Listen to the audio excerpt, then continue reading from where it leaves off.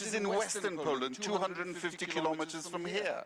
So I'm putting to our German hosts that this is far closer, the danger is much bigger than some people think. And yes, Poland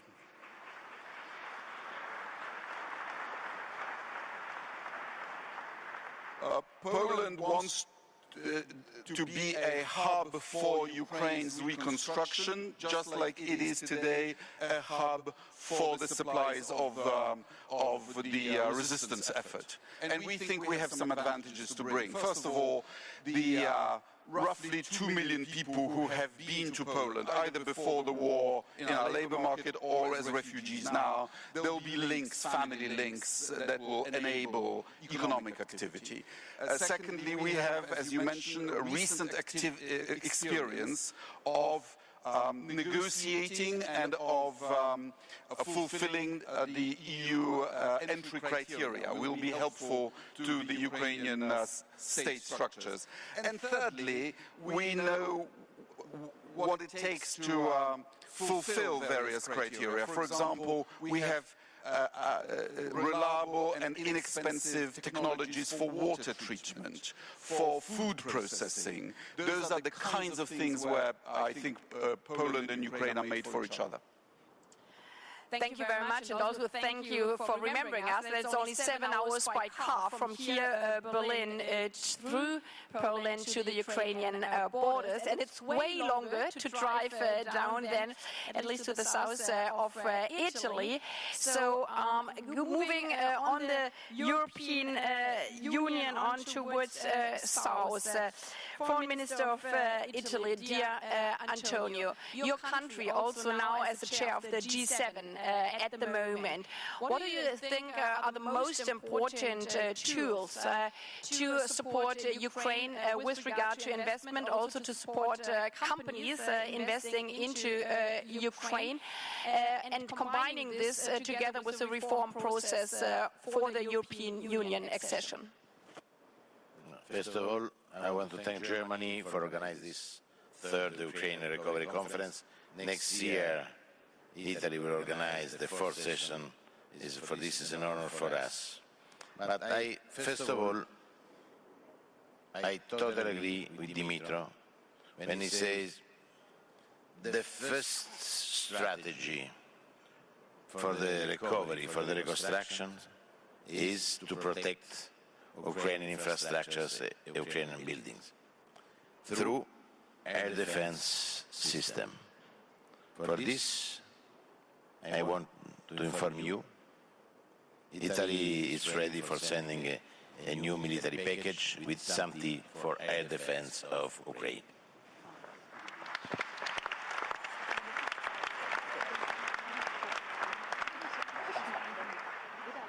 On G7, Italy, in the next days, there is a G7 with the head of states in Italy, but during our G7 with the Minister for Affairs, we pushed hard in favor of Ukraine, in favor of the reconstructions, in favor of our involvement, because to protect Ukraine is to protect Europe, to protect democracy, to protect the international law. And I think we are ready as the second industrial country in Europe for a strong engagement through our big companies, but also through our small and medium-sized companies. There are 4 million of small and medium-sized companies. There's a big delegation here ready for investing in Ukraine. And Italy is ready not only for military help, but also for helping the other different sectors. There is the second news is a new package, 140 million euros, of course, for action on infrastructures, on railways, on health, agri-food sector, humanitarian sector, and also on the mining. This is the last decision of Italian government.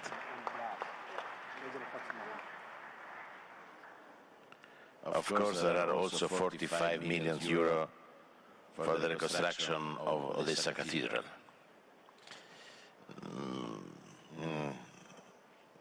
Today, we signed a memorandum with the Ukrainian government for our cooperation in these very important sectors. Also, at cultural level, I want to underline this point because for Italy, it is important to back the reconstruction of the Cathedral of Odessa as part of UNESCO. And for this, I think Italy wants to, through our two museums, Triennale di Milano and Museo Maxi in Rome, and with UNESCO, we are ready for doing more for the reconstruction of this city. Is an Italian city, Odessa, for us. For Italy, it's very important to work in this city. Cultural heritage is very important because Ukraine is part of Europe, and we are ready through our action for paving the way for the full partnership of Ukraine in the European Union. Your market will be very important in the future. The internal market for our companies is crucial. Our engagement is not only, of course, a support for Ukraine, it is also an opportunity for our companies to be present in Ukraine. Count on us, count on Italian big companies, but also small companies supported by 3 state companies, each such as Siemens. They are supporting at the finance level our company for the internationalization. And for me, the diplomacy of growth is crucial, and count on us, we will work hard for Ukraine. Slava Ukraine.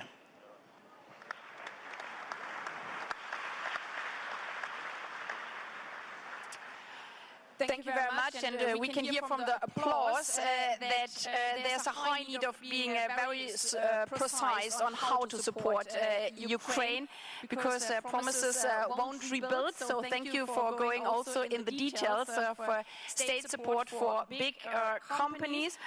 Maybe to drop here, this is why we, for Germany, also focused on export guarantees for bigger companies, but especially for smaller ones, to support 40,000 businesses with low interest rates loan for the small and medium-sized companies. And as there are many people in the room who do have companies who do invest, please do outreaches to your governments in this regard, because we know that the investment has to be on the ground as soon as possible. Speaking about investments on the ground, David, Foreign Minister of the UK, you have not only been the host of last year's Ukraine Recovery Conference, but also when you have done your first trip to Ukraine in November 23, you announced as one of the first projects the cooperation between British insurers and Ukrainian state banks to cut costs of damaged ships. And we know also what followed afterwards, also in the combination of defense, air defense, but also with different sorts of military support in the Black Sea, and then the combination of military support for the Black Sea and the insurances. So maybe you would like to highlight a bit why it was so important to address insurances directly, and also what examples could follow out of the things you have done. And I would really like to applaud you for the efforts UK did in the regard of the Black Sea. Well, thank you, Annalena, and thank you for welcoming everyone to Berlin. As you say, you're building on the strong foundations of the London Ukraine Recovery Conference, which I think marshalled over $60 billion for Ukraine, and it's brilliant that you brought everyone together here. I mean, my view is very simple, which is Ukraine is fighting a war on the land, a war on the Black Sea, and here a war for the future, and we want to help Ukraine win all of those wars. And I think we can. When I look at the picture, I mean, the cards are very much stacked in our favor. When it comes to this war for the future, we have got deeper capital markets, we've got stronger economies, we've got better alliances. I mean, look at the array of businesses in this room. The question for us is, are we going to have the courage to play all these cards, and are we going to have the patience to make sure that Ukraine wins in the long run? Those are the crucial things. Now, you mentioned the insurance issue. I mean, this was based very much on Ukraine's success. It wasn't, you know, some UN negotiation that cleared the Black Sea. It was the brave action of the Ukrainian Navy, backed by capable allies like Britain and others, that has sunk 25% of Putin's Black Sea fleet, pushed it back across the Black Sea and opened up the grain corridor so Ukraine can export again. And that's why Ukraine's economy grew by almost 6% last year. So we're working with an ally in Ukraine that's hugely capable, hugely entrepreneurial, and wants to rebuild for the future. But I think the question for us, and Dmytro makes this point very well, is we know what Russia's trying to do. They are trying to destroy the energy system. They're trying to take the coking coal that is crucial for Ukraine's iron and steel industry, and they're trying to destroy the gas storage in Ukraine as well. They're going after, with toughness and precision, Ukraine's key assets. And we have to ask ourselves, are we being equally tough and precise in return? We have rightly switched off a lot of Russian oil, but it's time to make sure we totally switch off Russian gas into Europe as well. Germany's been a shining example, but we need to do more. We also need to use these frozen Russian assets. We should be asking ourselves, what are the things that Putin dreads us from doing? He dreads us cutting off the oil and gas and the hydrocarbons. He dreads us going after these frozen Russian sovereign assets. And I hope as a very minimum at the G7 this week, we can agree that we use the interest from the frozen assets to roll up an enormous loan for Ukraine, and the money can flow way before we get elections in America in November. But we should also be going after Russia's shadow fleet. These ships are largely uninsured, they're unsafe, they're environmentally dangerous. I want to know every time they go to a neutral port, they're being inspected, they're being impounded, they're being stopped from taking Russian oil and sold around the world. We've got to ask ourselves on every one of these things, are we being as tough, as strong as we possibly can be? As I say, we have the cards in our deck. The strongest economies, the best alliances, the deep expertise, the knowledge, we've got to bring all of that to bear. Britain will play its part. We are with insurance, and it's great that Lloyd's Insurance, who are here today, helped with the Unity insurance for the Black Sea. We'll help with the city bridge we've got between the financial centre of London. We'll help with the tech bridge, which I've seen for myself in UK, a lot of tech companies helping Ukrainian companies. And we'll help in every way we can. We've invested $15 billion so far. My Prime Minister will be announcing the next stage of that at the G7 at the weekend. Sometimes Prime Ministers take the announcement of the Foreign Secretary. I know that because I used to do it, so I don't, but we'll be making a generous contribution to Reconstruction. And as we've already said, with the £3 billion, 4 billion euros, that we'll be investing in defence for Ukraine. That is this year, next year, and every year in the future for as long as it takes until Putin is defeated. And I think that's the approach we've got to take. Making sure this money is not just this year and next year, it's how long it takes, whatever it takes. And the battle for the future, this reconstruction of Ukraine, is in many ways, it's the thing Putin most dreads. He knows a successful Ukraine, a reformed Ukraine, a financially successful Ukraine, all those things it can be, is the greatest possible defeat. And I just make this last point. We're here with a lot of numbers being thrown about money. Will it be 60 billion that we raised in London, the 15 billion that the UK has spent, the billions, you're going to hear lots of numbers. I just tell you there's one thing. The numbers we are talking about will be nothing compared to the numbers we would have to invest if Ukraine isn't successful. In defence alone, during the Cold War, we were investing 5% of our GDP in defence, never mind 2% or 2.5%. So what you spend now, we will save later, and we'll see a successful Ukraine as a result.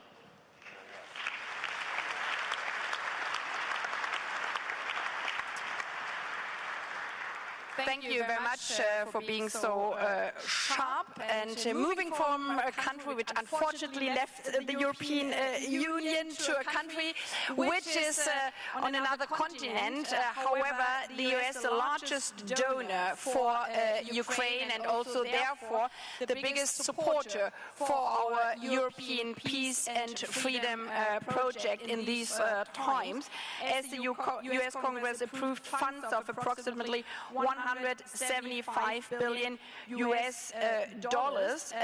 67% are designed for military and defense expenditures, and the other part, obviously, for economic and humanitarian support. And the US is also leading in coordinating energy sector support within the G7. Penny Pritzker, this is your main job for the US administration, the support for Ukraine, and obviously you are in for a long run, which we hope for, and you underlined it in the last weeks. So how do you think we can ensure altogether the economic support for Ukraine, and how do you see also the role of the private sector, and maybe to accelerate, as David Cameron has underlined, also the private investments? Well, thank you very much, and it's great to be here. I first just want to thank Germany and thank you for hosting the conference this year, and also for your partnership. Germany has really been an extraordinary partner to all of us as we step up to help Ukraine, whether it's in helping create a business advisory council or the life-saving Patriot systems that you have provided for Ukraine, or extending guarantees to your German companies so they can make investments, and of course housing over 1 million refugees. It's really, we're very, very grateful for all that Germany has done. I think we're at a pivotal moment when it comes to supporting Ukraine, and I just want to put it in perspective. If you think about what's happening over the next 3 or 4 weeks, I think it sends a very strong message. All of us send a very strong message to Putin, and it begins with this conference. And the message is really about the international commitment to Ukraine. This conference is step one, which is a real discussion about the economic issues and how we can coordinate ourselves to not just support Ukraine, but do so effectively and efficiently. The second is later this week, as we've discussed, the G7 meeting that will occur in Italy, which should have very important conversations about Ukraine, not the least of which around Russian sovereign assets. The peace talks that will occur in Switzerland the following week, that will have over 100 countries participating, almost 50% more than participated in the last conference, showing the momentum of the world behind defining peace, supporting Ukraine. And then, of course, the capstone with the Washington NATO summit, which will be where Ukraine will be such an important part of the conversation. The point being, I know, we're somewhat all distracted by the election super year that we're in, the EU, the UK, the US, and I could go on and on, India.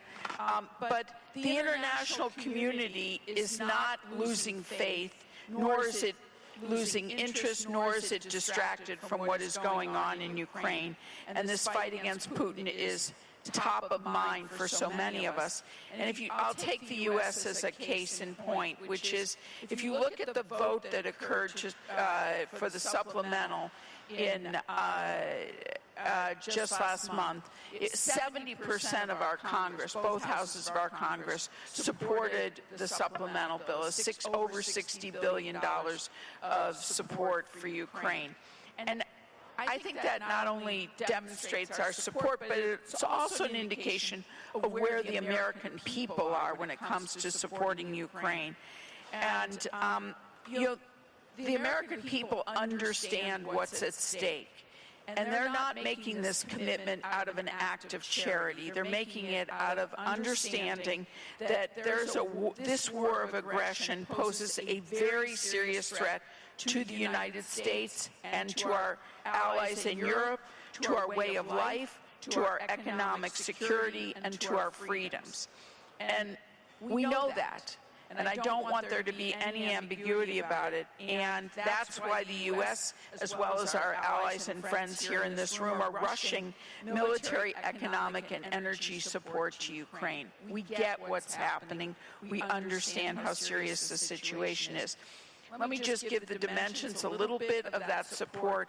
The military support, just in the last 45 days, the United States has sent over $2 billion of military equipment to Ukraine. On the economic front, which is what we're here to talk about at this conference, we're working with Ukraine to disperse the $7.8 billion of budget support, and as well as to make sure that we target our $1.5 billion of economic recovery assistance precisely where the Ukrainians want to see it.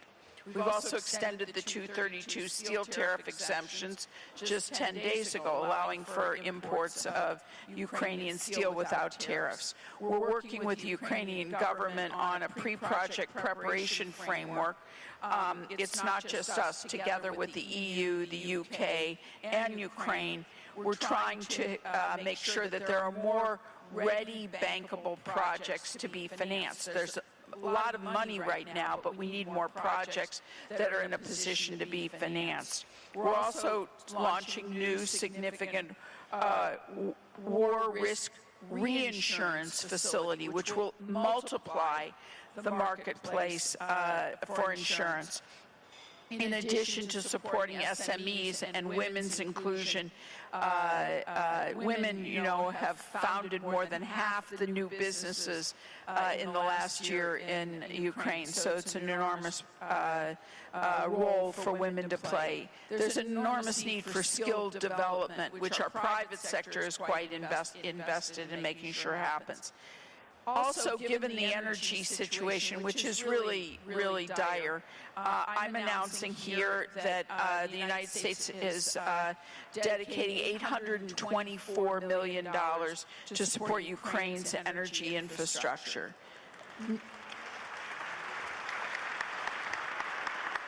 And I'll just say, look, all of this effort by not just the United States, but all of our allies, whether it's militarily, economically, on the energy front, it all depends on Ukraine continuing to embrace reform, which the Ukrainian government is doing. Ukraine has passed tough reforms, and they're going to keep the momentum up because I know they want to, it's essential for EU accession. It's urgent to tackle the corruption, the customs evasion, the gray markets. But Ukraine will also do it because 8 out of 10 of the population wants to see them take these very tough steps. I think one of the challenges for all of us is that as we all make our collective commitments to Ukraine reconstruction, it's certainly predicated upon having good stewardship by those who are managing the reconstruction efforts across the Ukrainian government. And the quality of leadership in Kyiv has to continue to reflect the integrity, unity, and democratic values that represent a true break from the Soviet era into the European and Western era that the Ukrainian people so desperately want and desire. So let me close by just saying that I believe that the combined support of all reforms and anti-corruption efforts in Ukraine, together with the stepped-up efforts of our private sector, the private sector has shown up here in force and is shown their interest. I think with all of that put together, we can provide the fuel that will power Ukraine into a true economic recovery and to become the prosperous, democratic, independent country that's integrated into the EU and NATO that its people want and deserve. So I thank you for hosting us, and thank you for giving us a chance to come together and make all of our efforts even more impactful by working together.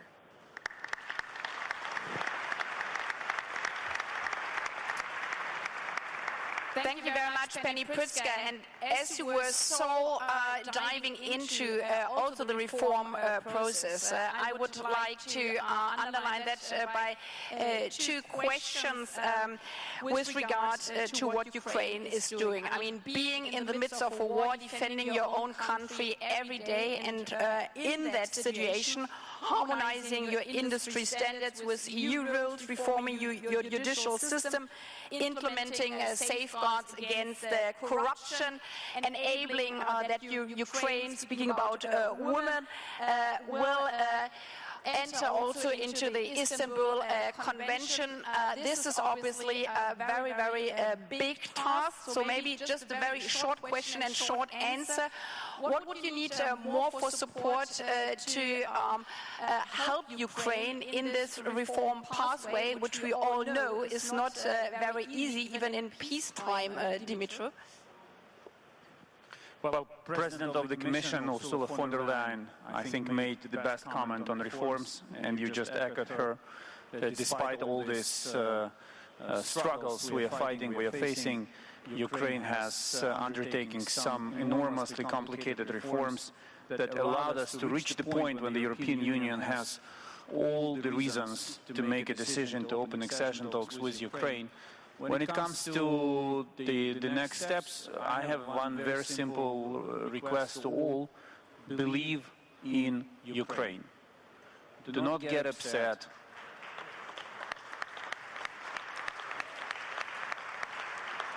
There has never been a case when Ukrainian partners would not find a way out of the reform-related complexity.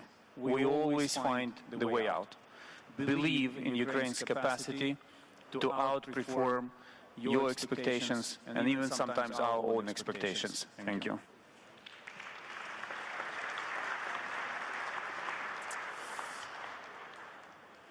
But having friends at your side is also very helpful, and therefore I would like to ask this question also, Radek, to you. Knowing, as I said, and I mean that very much from the bottom of my heart, because we are all politicians as well, and we know that sometimes reforms are not the most easy things, even in times of peace. Radek Sikorski, from your perspective again, from the reform process of your country, and also knowing sometimes political struggles in our democracies, what would you like to maybe give also as an advice to others how to support this reform process, maybe also in the more tricky parts of judicial reforms, anti-corruption, but also capabilities with regard to administration? Like again, we do have this University for European Matters between Poland and Germany and Frankfurt-Oder and Słubice. So maybe you can dive a bit into what helped you on your pathway towards the European Union as an example for others, be it local communities, investors also, or governments to support Ukraine's accession pathway. Well, first of all, Dmytro is right that Ukraine has already proven that she can do tough reforms. Let me remind you, we closed the text of the deep and comprehensive free trade agreement with Ukraine, the association agreement, during the previous Polish presidency of the EU in 2011. And part of that was Ukraine getting visa-free regime with the EU, and that required huge reforms, biometric passports, databases of passport issued, and so on. And Ukraine did it, which is why it was easier to welcome the refugees when the emergency came. So yes, they can do it. They've also implemented most of the DCFTA.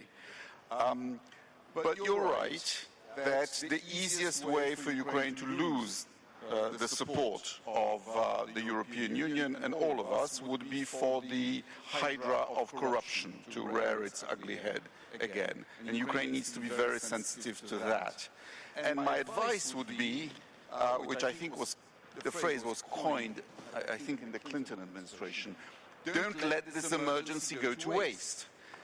You will sometimes have to carry out politically difficult reforms. Do it now, when you have a national consensus that you want to join the West, whatever the cost, because after the war it will be harder. Politics, normal politics will return, and it will be harder. Better to do it now.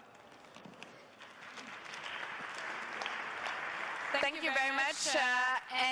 Speaking about the perspective, and this is why we're here to support Ukraine's fight for peace, and that this war will end. And I would like to move over to a colleague here in the audience, because we are also in the eve of another peace conference in Switzerland, and we all know that the future of Ukraine does not only lie within the European Union, but also that the future will have a peace that is just, comprehensive and lasting. And for that it doesn't only need the European friends, the friends here at the stage, but worldwide friends. And therefore we are really thankful that Switzerland is hosting the next peace summit. And I would like to give the floor very briefly to Ignacio Cassis, the Foreign Minister of Switzerland. But I don't see... yeah, there's a microphone.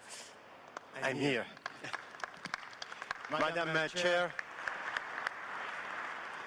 Chair, dear Annalena, dear colleagues, Excellencies, ladies and gentlemen. Well, there are many ways to support Ukraine. As a neutral country, Switzerland is not allowed to militarily support Ukraine. This is the reason why we are looking for other ways. 4 months after the beginning of the war, we dare to organize the first recovery conference, to think about recovery, reconstruction, resilience, rebuilding. We were told to be crazy at that time. 4 months after the beginning of the war, already talking about recovery. Now we are in Berlin. Thank you, David, for organizing last year the second conference in London, and thank you so much, Annalena, for this third conference, which you already announced 2 years ago in Lugano. And this is a promise which was very important in order to give prospect to the people. Now, another way we can support Ukraine is humanitarian demining. We are very active on this field, and we will organize in October this year in Lausanne, Switzerland, the second international conference on humanitarian demining, after the first one held in Croatia. I see Gordon in the room. Thank you, Gordon, for organizing this conference in Zagreb. And then, of course, the topic which is expected to be held in very few hours. It will start on Saturday this week in Switzerland, in the region of the Lake of Lucerne, on a mountain. We have to climb up on a mountain to find common ground in order to kick off a process, a peace process. Well, it's not an easy task. You can imagine there are many critics about that, because should Russia be present, at which time during the process should we invite Russia on this peace process that should start this week? Well, this is one of the topics we will discuss at the conference, and at the same time we will also discuss ways of giving prospect to peace. We dared to talk about recovery 4 years ago. It is time now that we have the courage to talk about peace. And I count on you to be present at a very high level. By now we have almost 90 registered countries that will participate, most than half of them at the level of chief of state or chief of government, and then the other one at the level of ministers. So I guess it will be a good occasion not to be waste, to go to waste in order to kick off this peace process. Thank you so much for your interest. Thank you very much, Ignacio.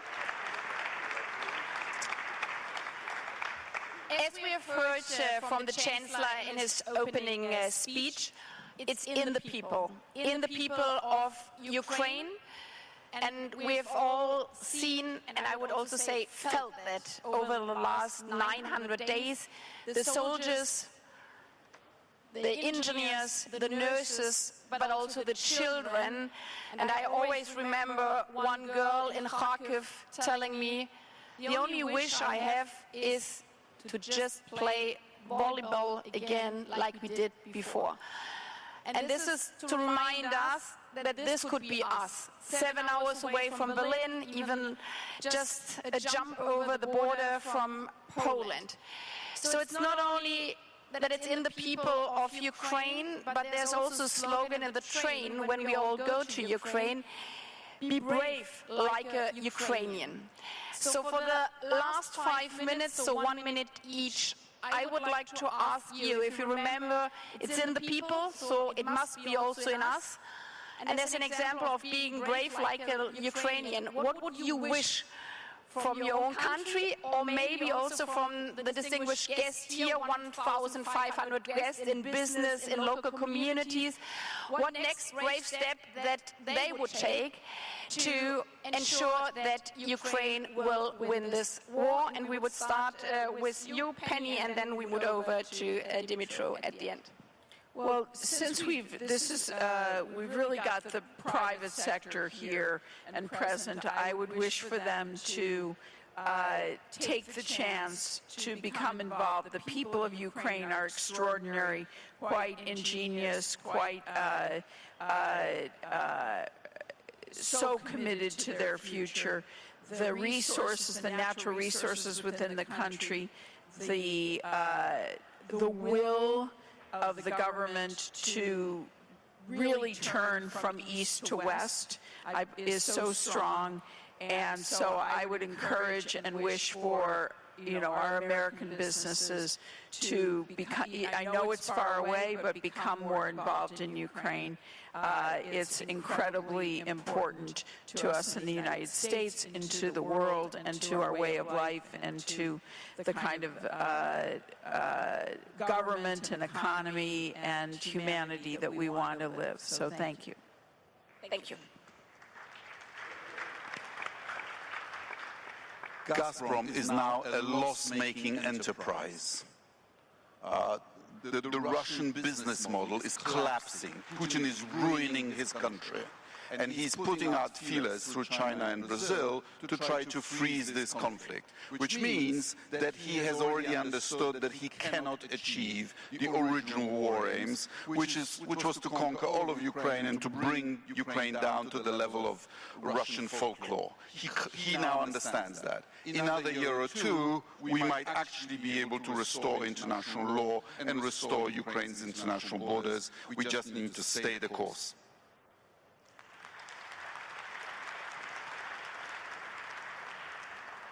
Well, thank you.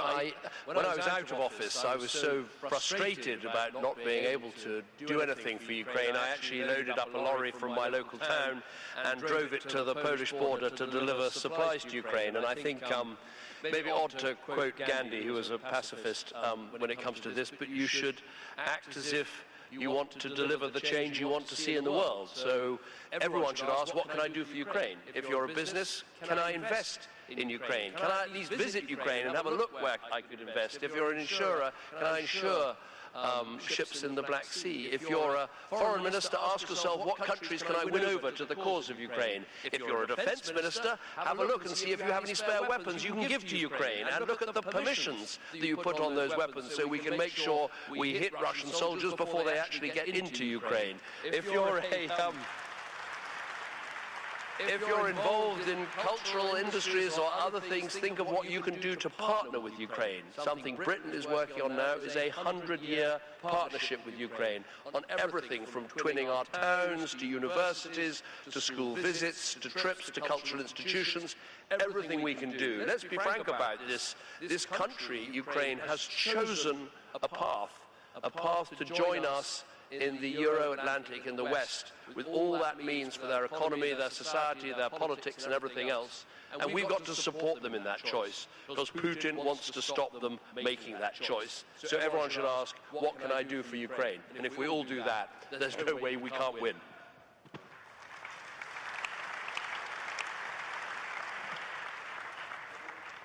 I think it's important to be united, to work all together for growth of Ukraine.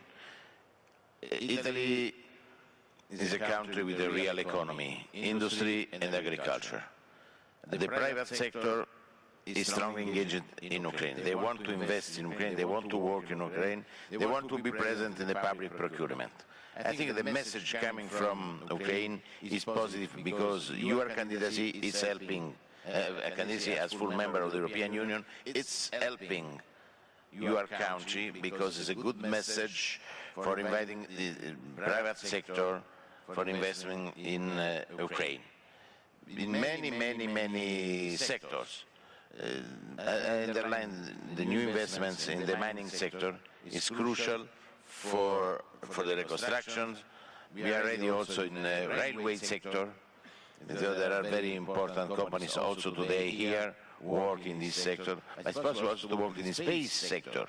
If you want to have a big contribution for your growth, for your full membership in the European Union, we are ready for doing more. The private sector in Italy is very active, not only the big companies, but also, as I said, 4 million of small and medium-sized companies.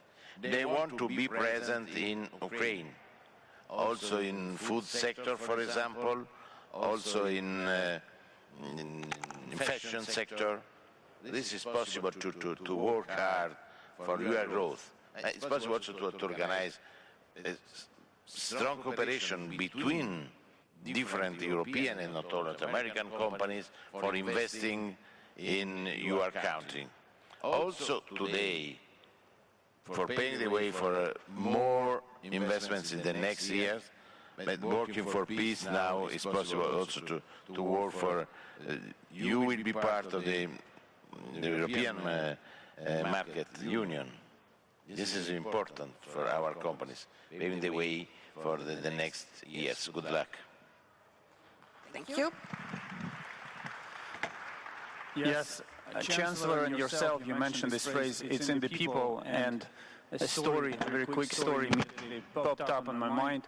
In late 2022, I was walking my dog in the evening, and I ran into a young gentleman, 18, maybe 19 years old, and he said, "Wow, it's so cool, Minister is walking his dog in the evening."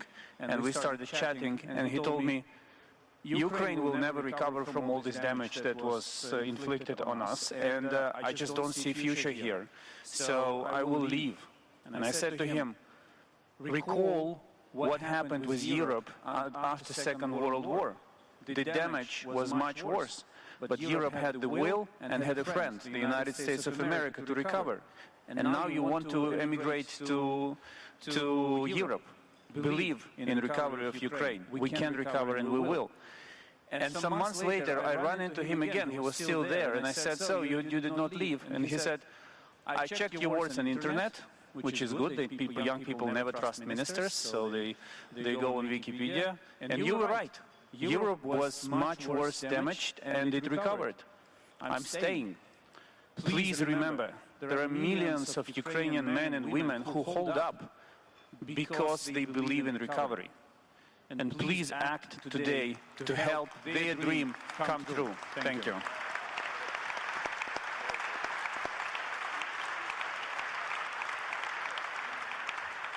Thank you very much, and by these encouraging words, be brave like a Ukrainian man, staying, investing, defending, believing in the future. I would like to leave you now with the upcoming discussion, how you could be brave like a Ukrainian to invest, to find a new business case in Ukraine. So, and one day in the future, we don't know when it will be, but that there will be one day where you could all say, I invested into Ukraine, and now we are celebrating the European Union together from Luhansk to Lisbon. Thank you very much, and thank you for being here on this panel with us today.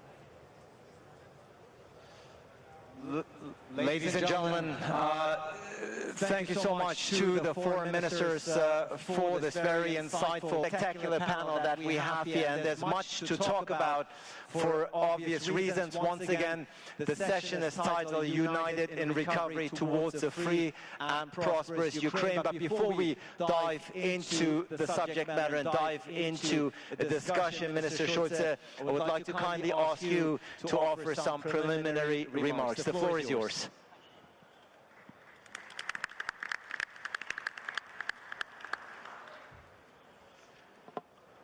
Ladies and gentlemen, 837 days, that is how long Ukraine has now been defending its freedom.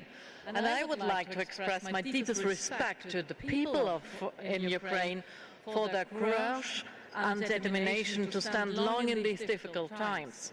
And my gratitude, because they are also defending the freedom of us all here in Europe. And during my visits to Ukraine, I have met many people. Each of them carries their own story with them, and often a lot of hope and optimism. And I have met many of who want to do their part in rebuilding a free Ukraine, such as Yana Stepanenko, who lost both legs in a bomb attack on Kramatorsk. 2 years on, she has now run the Boston Marathon on her new artificial legs. Or Tatiana, who was forced to flee eastern Ukraine to the west of the country alone with her 3 children. She learned a new trade and to be able to feed herself and her family. To all of them I wish to say, Germany stands firmly with Ukraine. We stand by you and are committed to advancing reconstruction. It is important to already start thinking about the future. Ukraine's desire for freedom and for resilience are its greatest asset in that process. And let me outline 3 pillars that I think are needed for reconstruction. First of all, support is required so that people's basic needs can be met despite the war. This includes medical services and infrastructure, which needs to be repaired or renewed. Germany's support, for example, efforts to protect the energy infrastructure against attacks and rebuild it where necessary. We are developing decentralized grids and renewable energies because that helps to increase energy security. And every power line we're repairing is also a connection with Europe. As we repair transmission lines, we are making sure that they are compatible with the European grid, and Ukraine is part of the European family. And secondly, social cohesion must be ensured. Local communities play a key role in strengthening social cohesion. They are the ones in charge of securing their basic needs. They coordinate and organize the repair of houses, streets and schools. For their support, we initiated, together with our partners, the Coalition for Sustainable Municipalities. The coalition will make sure that communities have access to the funds they need and can rebuild their own administrative capacities. And that is why it is great to see that civil society and municipalities are extensively involved at the Ukraine Recovery Conference. The private sector and trade unions too are also very well represented today. The Recovery Forum, which will open this afternoon, will provide a platform to link up of all these sectors. Together with Yulia Syridenko and my colleague Robert Habeck, I invite you all to join this opening. And thirdly, investments in the Ukraine economy is required. But what would the economy be without the people who keep it running? And that is why this afternoon we will be launching the Skill Alliance together with Ukraine and many others. The alliance is about targeted training initiatives in professions that Ukraine needed most now. A free and independent Ukraine needs doctors and psychologists, nurses, engineers and electricians. And to this end, government, international organizations and companies are working together in the alliance. The alliance is about three things: more skilled workers, closer networks, and a stronger focus on reconstruction. And here, it is especially important to put a focus on women. They are currently taking in many of the tasks that keep this country running. They fight tirelessly for reforms and for international support. And that is why I am committed to strengthen women's participation in reconstruction. And last but not least, small and medium-sized enterprises are the backbone of Ukraine's economy. And that is why this Ukraine Recovery Conference will be launching the SME Resilience Alliance. It will make it easier for small and medium-sized companies in Ukraine to access finance, for instance, via the Business Development Fund, which provides long-term support through affordable loans and advisory services similar to Germany's development bank, the KfW. Thanks to this fund, around 40,000 SMEs have been able to exist on the Ukrainian market since 2022.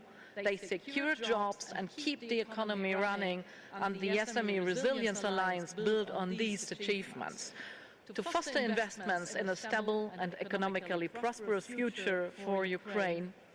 Ladies and gentlemen, we are stronger together. Let us join forces to drive forward reconstruction. Thank you very much.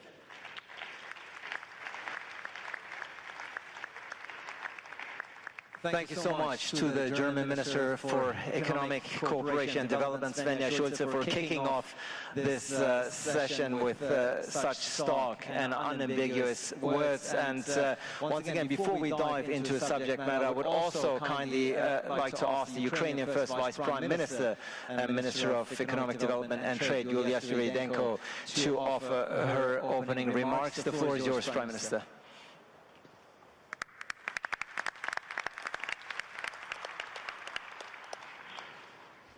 Dear colleagues, dear friends, actually war changed everything, even the name of this conference. If there were no full-scale invasion in Ukraine, so it would be been 8 conference on the reforms.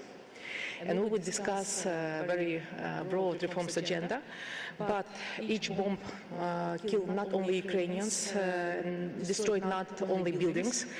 We also witnessing how this war destroyed our shared vision on modern state, what a social market economy is, what a climate-friendly industry and energy sector are. And 2 years ago at the conference in Lugano, this conference was renamed to the Conference of Recovery. And I think it's a good manifestation of our shared belief and enthusiasm that we won't give up. And just two examples, our macro-financial stability and restored maritime logistics are enough to understand that our build to rebuild our economy and develop our country does not disappear under shelling.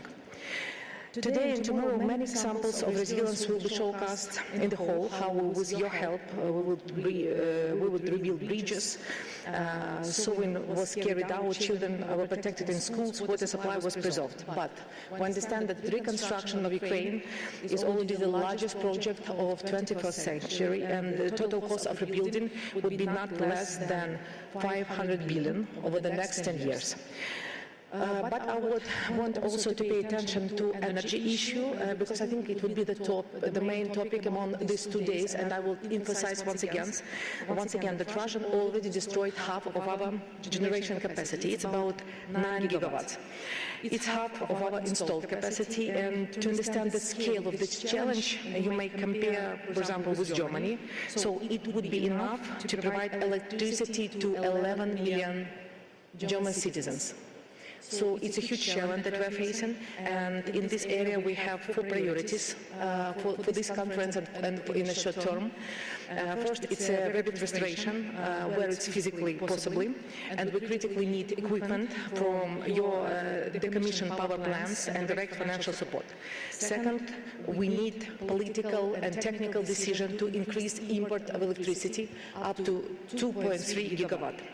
Second, the third, we need to plant up to 1 gigawatt of capacity this year and another 4 gigawatt over the next 2 years. European, especially German companies, are global tech leaders in this field, and we are signing the first contracts in this conference, but we also need export-credit finance solution from your government and institution. And of course, we need to build a new energy system that will serve Ukraine and Europe for the next 50 years. And this requires commercial loans, this requires more active involvement of IFIs, DFIs, and export credit agency globally. And of course, to ensure reliable air defense for Ukraine, I would say it's a Geiber urgent task. We see that the direct development of economic recovery on the quality of air defense. Thanks to protection of our ports, we were able to increase the export volume, 13 million tons of cargo. It's almost pre-war level.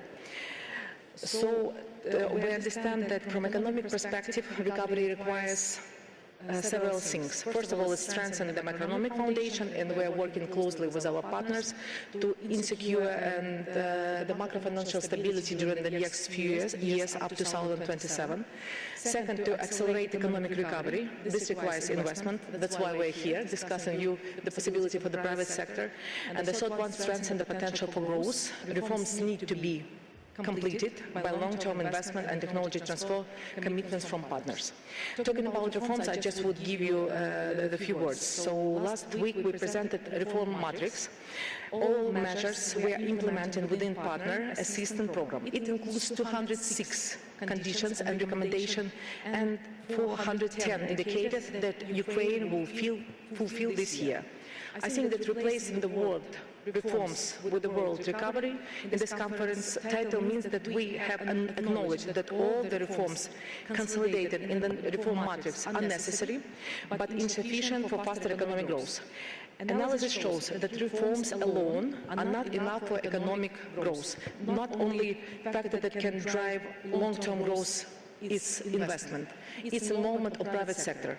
So that's why we're here. If Ukraine wants to have a chance to catch up with the EU countries in terms of GDP, we need investment or technology transfer of from 10 to 13 billion per year over the next 10 years. So this is a key answer for this conference and for my presence here. We need investors now to come to Ukraine, not to wait until the war will be finished, because it's a prerequisite for the fast economic growth and for the upcoming victory. Thank you. Thank you to the Ukrainian First Vice Prime Minister. Thank you for your remarks. And it's very clear from the makeup of this panel that so many stakeholders, so many international organizations, and of course municipalities are represented here. So let's get them into our discussion. Achim Steiner, I would like to start with you. You are today here representing the United Nations on behalf of the United Nations, and of course it is a very, very prominent, very relevant, very pertinent international organization in the context of the Ukrainian recovery process. Can you tell us briefly, what is the role of the UN in the reconstruction process? How do you engage? Thank you very much, and let me also join others in thanking through Svenja, Schulze, the Minister, the German government for hosting this conference. Indeed, it is a series of conferences, and I know you have just spoken, Deputy Prime Minister, about the challenges of translating vision and aspiration into very practical and operational realities.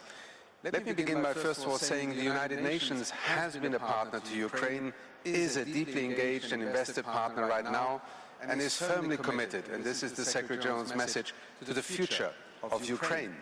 As we speak today, 3,000 UN staff in 24 different agencies and programs are working in Ukraine. They are supporting the humanitarian response, they are supporting the early recovery and reconstruction work, and they are engaged in also the longer-term and systems reforms, and some of them the Deputy Prime Minister spoke to just now. I think at this very moment, to answer your question, we are focused first of all on the priorities that the Ukrainian government has set for itself.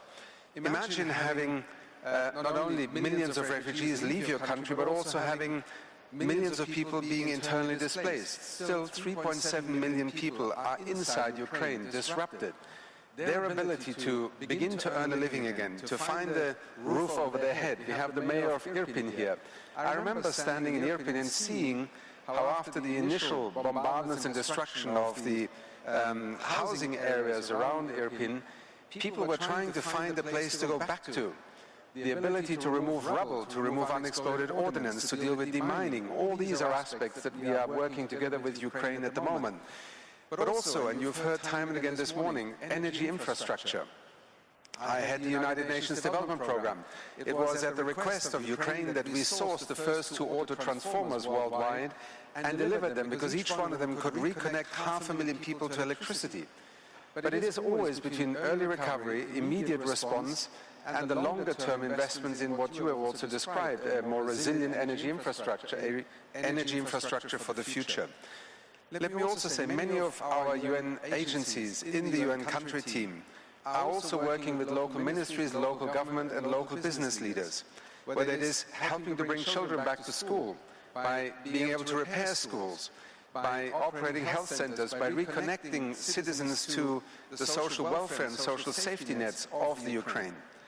The bottom line for our engagement today is to both respond to the humanitarian crisis, but also to invest and be very proactive in helping Ukraine to function as a state, at national, at local level, in order to have an economy continue to sustain Ukrainians. We often forget that 99% of business in Ukraine are in fact micro, small and medium-scale enterprises. Helping them costs virtually nothing, but can make all the difference between them giving up and leaving, or staying and rebuilding their business, earning a livelihood, creating jobs. So this is the spectrum of our engagement today, and in the last 2 years we, with the support of many of you in this hall here, mobilized over $1 billion in investments through the United Nations. We hope that this year it will actually be $1 billion that we're able to mobilize in support of all these different areas for Ukrainians, for citizens, for the restarting of business, but also for the basic infrastructure that will allow you to sustain people in order to look to the future with hope and with dignity. And this remains our commitment. Thank you. Thank you so much indeed to Achim Steiner. Yes, please. for laying out the very firm commitment on the part of the UN and its various agencies in fostering the Ukrainian recovery process. Thank you so much for that. And we're jumping from the United Nations to yet another very important institution, namely the World Bank Group, of course. And Bjerde, great to have you with us representing the World Bank Group here on this panel. Very early on, the World Bank Group mobilized support from different donors, especially supporting the government to maintain public services and to support the country's economic reforms. Could you elaborate a bit further on your institutions, on the World Bank's further plans to support Ukraine moving forward? Thank you. Sure, thank you so much. And let me also add my gratitude and thanks to the government of Germany and to Minister Schulze for having us here and for hosting this very important conference. And also take this opportunity to really commend the government of Ukraine and the people of Ukraine for their resilience and bravery that we see each and every day.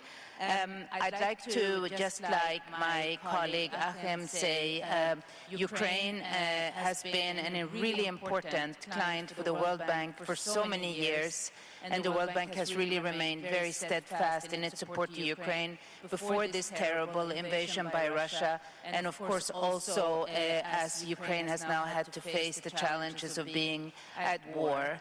And since the day one of this war, the World Bank Group, which is the World Bank, IFC, and MIGA, combining public and private parts of the World Bank Group, has really come together to see what we can do to support. And I wanted to maybe just mention 3 ways that we have been working with Ukraine and we continue to work. And as you also asked, what comes next and how do we evolve? First and foremost, we discovered very early that one of the most important things to do when countries go into a crisis, a conflict, a war, is to make sure that services to its people can continue. So we put together with the government of Ukraine, a platform which we call Peace. And what it essentially does is provides budget support to the budget of Ukraine to maintain the essential services, whether it's teacher salaries, healthcare expenditures, government workers, internally displaced. Essentially, we started with 2 categories, and we have now ended up with over 10 categories of budget expenditures that we can provide support to. I want to really give a lot of credit to development partners who came on board and said this is a very useful vehicle, and through this operation and other operations since the war began, we've been able to mobilize $42 billion to Ukraine, of which we've dispersed about $38 billion. So very important to put together this platform that was able to channel World Bank funds, but also other development partners funds. The second is to invest in sectors. We've been seeing and hearing today the importance of the energy sector, but also transport sector.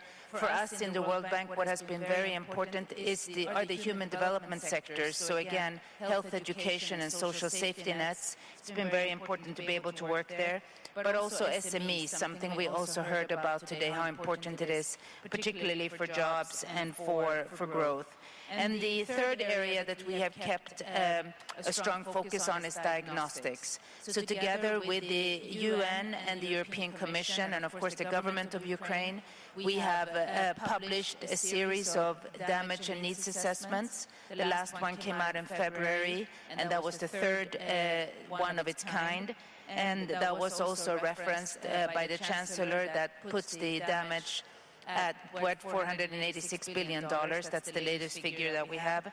Others have been economic updates, very regularly coming out with an update on the economy and where we see the outlook for the economy. And the third most recent is a household survey that takes stock of the level of poverty in Ukraine. And this is something perhaps I want to draw attention to today, which is that we have seen 1.8 million additional people fall into poverty in Ukraine because of this war. That makes 9 million poor people in Ukraine today, a very significant number. But I also want to emphasize that we estimate that about 3 million have avoided poverty thanks to international support and mobilization. Maybe just very quickly what we do next, because we're constantly having to evolve.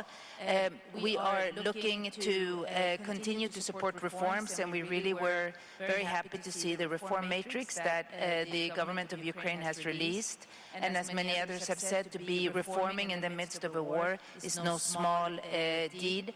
The second thing is to work on project preparation facility, and we also heard today about identifying bankable projects and prioritizing projects for the future. And last week we also signed an MOU between the World Bank, IFC, government of Ukraine on housing finance. So it's very important to also continuously evolve and make sure that we're stepping up in areas that need support. Yeah, thank you so much, Anna, Bjerde, and for laying out the very steadfast support on the part of the World Bank group for Ukraine, the many sectors. I will revert to you, of course, in the second round. Thank you so much. Let me move, however, on to Odile Renaud-Basso. Great to have you with us, the president of the European Bank for Reconstruction and Development. And from the beginning of the war, the EBRD's priority has been to keep the economy and the infrastructure in Ukraine running. What are some of your supports? What are some of the EBRD's priorities now to support Ukraine's economy today, particularly if we are looking at the severely damaged energy sector and municipalities? So I would like to start also by thanking the German government for their hospitality and this very important conference, because I think it's really important to discuss, to exchange views, to exchange experience, and I think to build and to agree on priorities. So indeed, we've been very committed since the beginning of the war to continue our support to Ukraine for EBRD, which was created after the collapse of the Soviet Union to develop post-Soviet countries. This was, at the core of our history, at the core of our mandate. And as you mentioned, we focused on real economy, because we are mainly a bank investing in the private sector. So, of course, military support is very important, budget support is very important, but it's also very important to keep the economy going, because at the end of the day, it's also generate taxes, create jobs, it's what allows people to stay in the country and continuing to support the military efforts. So we increased our investment in the war situation. We doubled what we invest each year. We invested up to now more than 4.2 billion, 4.3 billion euros, and in half of that last year was in the private sector, and half of that in the public sector to support key infrastructure. And we are going to sign in the margin of this conference commitment for new 1 billion. So. Very important. And as I was saying, two key big priorities: keeping the infrastructure functioning. So we invested a lot already in electricity, in energy. Overall, our investment in this sector up to now has been 1.5 billion with different companies in the public sector, but also supporting private businesses through banks or directly. And what is very striking, I think, and the sign of the resilience is that business continues and investments, new investments are taking place, mostly from companies already in Ukraine who know the country and so forth, but they are developing new investment, relocating and increasing their capacity and so forth, and we are trying to provide support for all of that. Energy remains a key challenge, and I think it has stepped up, and what we are doing is, as Anna was saying, we need to change and we need to adjust to what happens. Agility is, I think, one of the key issues. And what we are focusing now is how to focus more on distributed energy capacity, generation capacity. Last year, the challenge was more the distribution network. Now it's the generation capacity, and we have already heard a lot about that.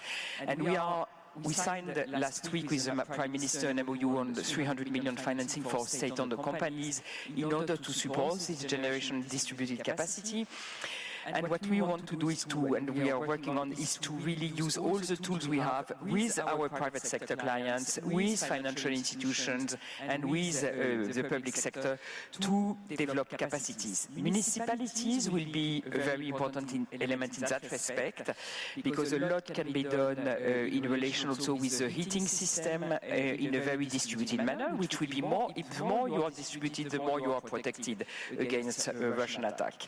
And we already have a strong commitment with municipalities, around 1 billion of existing investment, and we are announcing a new package of 143 million, working with Lutz district, for example, on district heating, and other municipalities either on water management, but also liquidity support for municipalities to help them, and it's the case with Lviv, Mykolaiv, hopefully Kharkiv, to help them to do the investments that are needed to face the current circumstances. Yeah, thank you so much to Odile, Renaud-Basso, the president of the EBRD, for sharing the EBRD's efforts and keeping the Ukrainian infrastructure and economy running, particularly with a focus on municipalities, which brings me to, of course, the two mayors that we have here on stage. Thank you so much to both joining. Oleksandr Markushyn, I would like to start with you. It goes without saying that much of Irpin, much of the city was damaged. And the question I have is, how's the situation today in Irpin?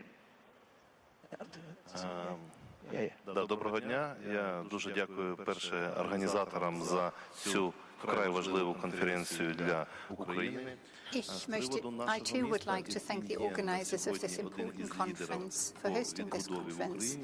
As far as Irpin is concerned, we are a leading city these days, leading as concerns construction and recovery. This is something we owe to Ukraine's efforts and the efforts of our international partner organizations. Over the last 2 years, we have carried out more than 200 successful projects, thanks to the support from our government and thanks to the financial support from the civil military administration of Kyiv, and thanks to the support from our partners all over the world. Let me give you a few examples.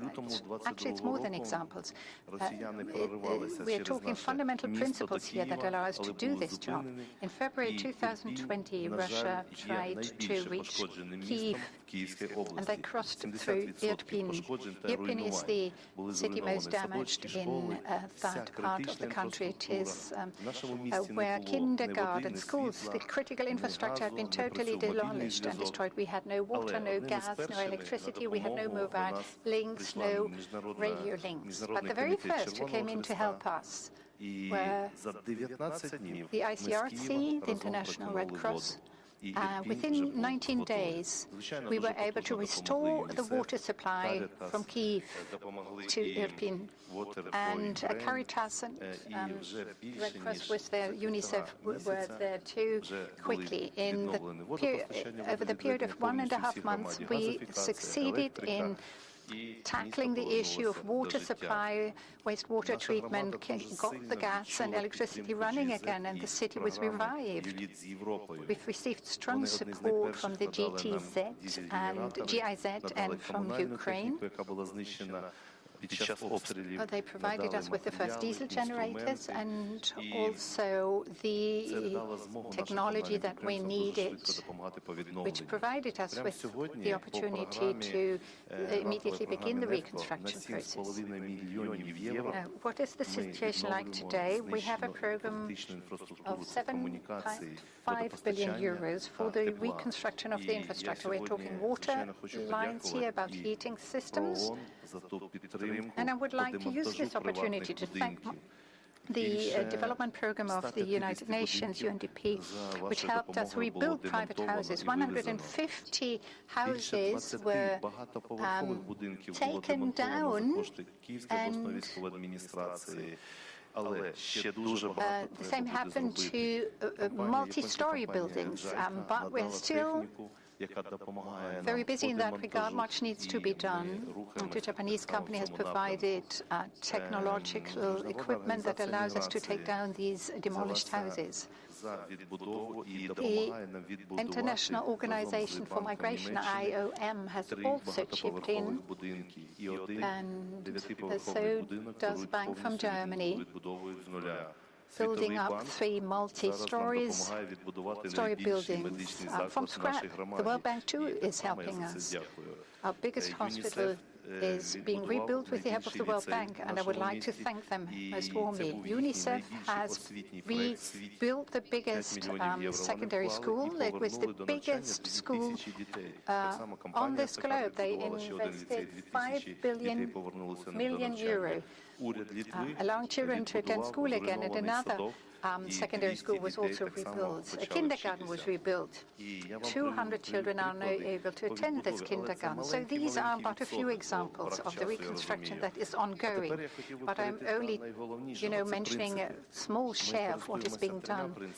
If I may point out to the important principles I referred to, as I said, there are a number of important principles with regard to reconstruction. We have to be quick. The quality has to be high. And third, and that's the most important point, we have to be transparent. The process has to be transparent. Our partners are providing us with the necessary funding, and they want to know where the funds go. And we have tried to act in a way that allows our partners, our donors, to organize the bidding procedures, the tenders, so they themselves identify who should be responsible in situ to realize these projects. So there is zero risk involved for our partners. And I could give you many other examples. 90% of the reconstruction took place at the expense of our partners. We've organized everything. We drafted project plans, we prepared the necessary papers, the technical specifications, but it was the partners who shaped the process. Every individual little stone is important for us. What we continue to offer to our partners is to proceed in this way, to continue to pursue this approach. We identify projects and they define and design the work that is to be done. That way we ensure the transparency that people rightly expect of us. The same goes for the United States. They've done so much to help us, but much more needs to be done. And I would like to use this opportunity to express my gratitude to our partners for this great support we've received. Thank you so much to the Mayor of Irpin Oleksandr Markushyn also for pointing out the many goods that the institutions that are represented here on this panel are doing, the impact that it's having on the ground. That must be very gratifying for each and every one of you to hear, and of course is motivation to keep the support up. Thank you so much. And I was also, while asking how the situation is on the ground, I was also looking at the Mayor of Kharkiv, of course, Ihor Terekhov, because the situation, of course, you're sharing the suffering, you're sharing the pain, you're sharing the trepidation on a daily basis. As the second largest Ukrainian city, Kharkiv, it's great to have you with us, Ihor. And aside from the question how the situation is in Kharkiv, I also want to ask you about the master plans play for reconstruction, which I believe you have presented yesterday here in Berlin. Tell us how the situation is on the ground and what role does the development of the master plan plays for reconstruction. Very much looking forward to your reply.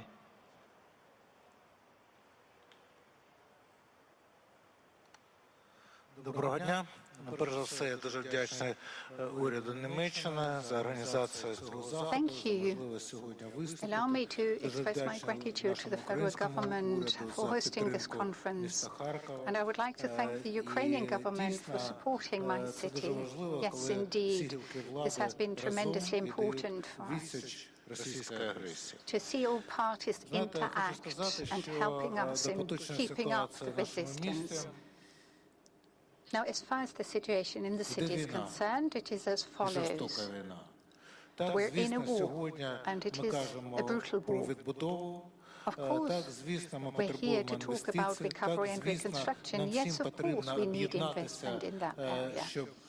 And of course, we have to put all our efforts and strength into ensuring that Ukraine is being rebuilt and can recover so as to allow it to become a stronger European country. However, we are at war. People are dying on a daily basis. Every day, in Kharkiv, people lose their lives. Yesterday, too, was no exception. We'd already arrived in Germany, and we felt safe and secure, whilst our city was under attack at the same time. We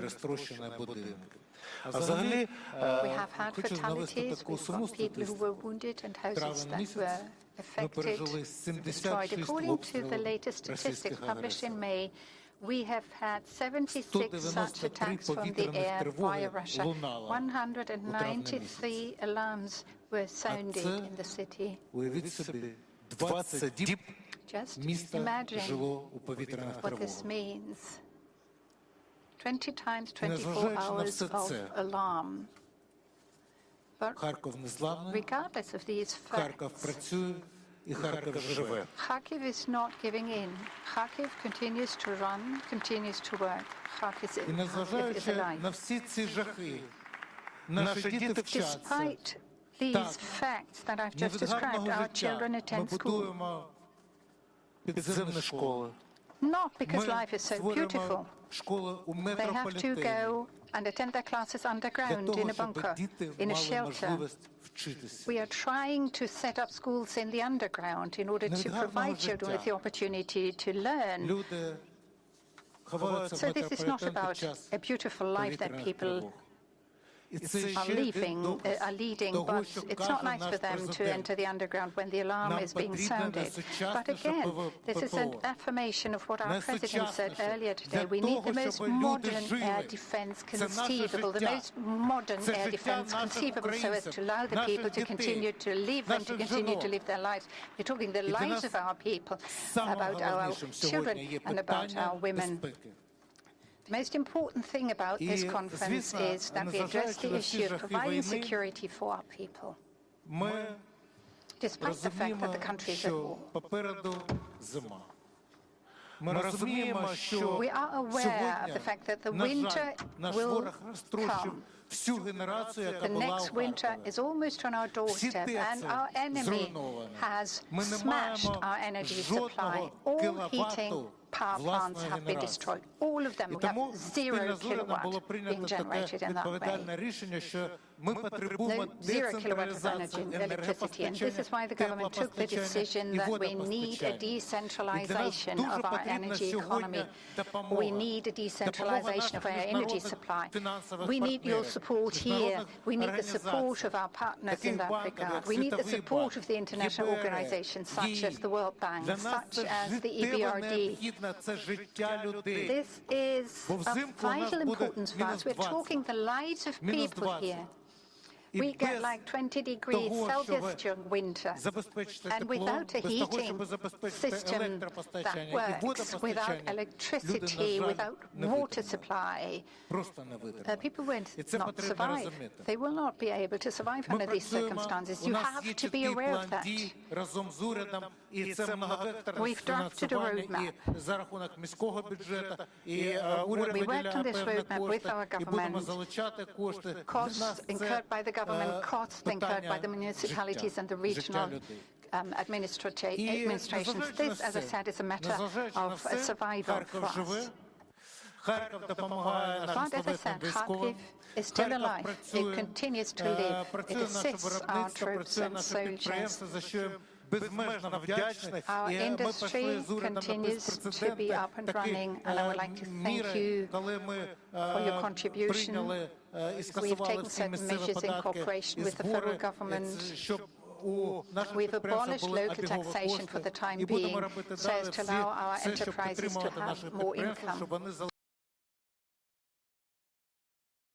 Kharkiv and are able to continue their operations and to create jobs. Yesterday, I spoke with the representative of the foundation of Sir Norman Foster, a project that receives the support of the German government. We spoke about this when we met at the conference, Ukraine Recovery Conference in London.